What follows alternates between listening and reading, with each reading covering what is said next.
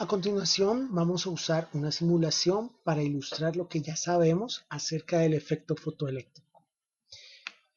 En esta simulación tenemos un foco de luz que va a ser la fuente de la radiación electromagnética, es decir, la luz que va a incidir sobre esta zona que representa una lámina metálica. Veremos que a partir de cierto valor de energía producida por la luz, habrá un desprendimiento de electrones que irán hacia esta otra placa, cerrando un circuito, como lo vemos acá. En el circuito tenemos cierto detector que nos mostrará si el flujo de electrones produce corriente eléctrica. Cuando hacemos incidir una luz sobre una superficie metálica, a partir de cierto valor de energía, ese metal desprende electrones. Esos electrones tienen una energía cinética asociada a su movimiento, a la velocidad con que son desprendidos. Recordemos que la frecuencia de esta luz, que medimos en nanómetros, son unas frecuencias muy pequeñas, es la clave para ver si se produce o no un efecto fotoeléctrico.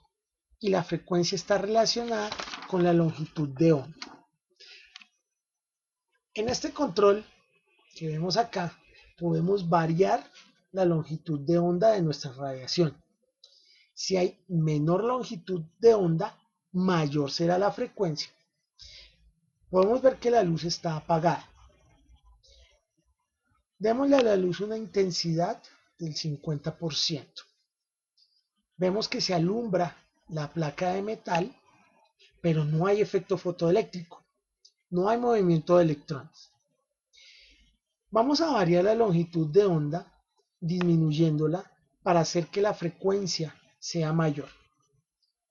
Al variar la longitud de onda, vemos que cambia el color, porque en el espectro visible la longitud de onda tiene que ver con los colores que vemos. Vemos que aún no hay un efecto fotoeléctrico. Eso quiere decir que la frecuencia aún es menor que la frecuencia umbral. Vamos a ver que a partir de cierto valor de longitud de onda empiezan a verse cómo los electrones se desprenden de la placa metálica iluminada y se dirigen hacia la otra placa metálica. Hay un efecto fotoeléctrico. La energía asociada a esta luz verde tiene la suficiente potencia para arrancar electrones de la superficie de este metal. Si disminuimos un poco más la frecuencia de onda, vemos que el contador muestra que el flujo de electrones representa una corriente de 0.021 amperios. Si hacemos que la luz alumbre más fuerte, pero no variamos la frecuencia de la longitud de onda, podemos ver más electrones, todos moviéndose con la misma velocidad. Así que vemos más electrones en tránsito.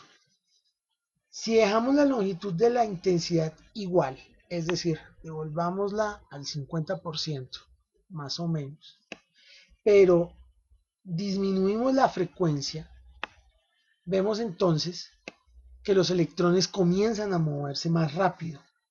Esto hace que aumente considerablemente el valor de la corriente.